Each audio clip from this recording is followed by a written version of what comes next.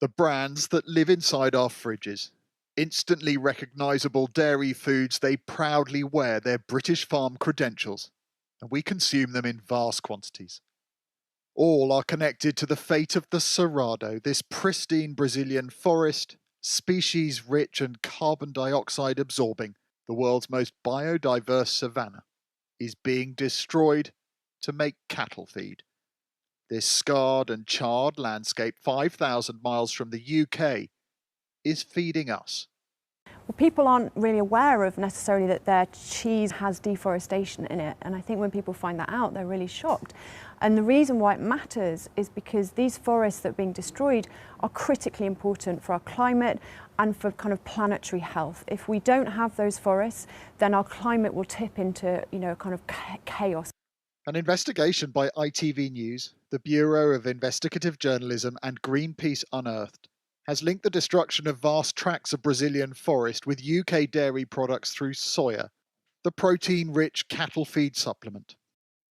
The UK imports around 2.6 million tonnes of soya for animal feed each year. That's the weight of more than 5,000 jumbo jets.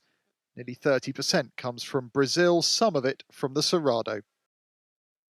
We found Cargill, one of the world's largest food conglomerates, is sourcing soya from recently deforested land that in turn finds its way to the UK.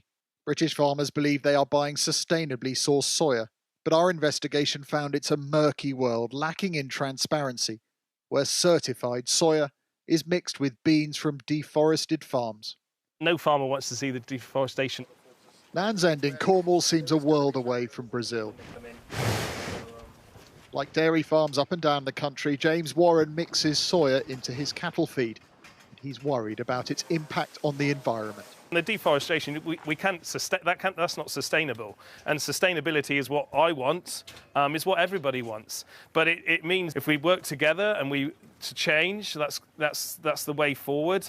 Yeah. But it needs everybody, from the sort of from the source through to the supermarkets to the consumer, all working together.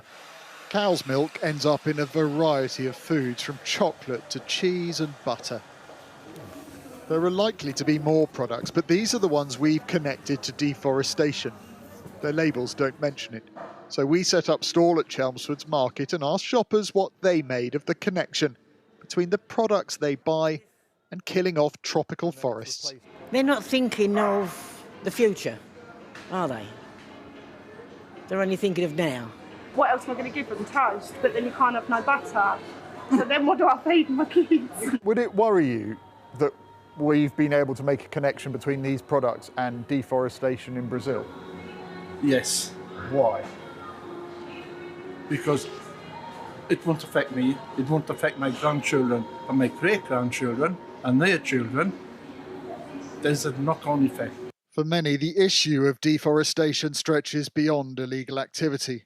More than half of the original Cerrado forest has been lost, and with private landowners here still permitted by the state to destroy forest for farming, I suggested to a senior official at the Brazilian Environment Ministry that they had a problem.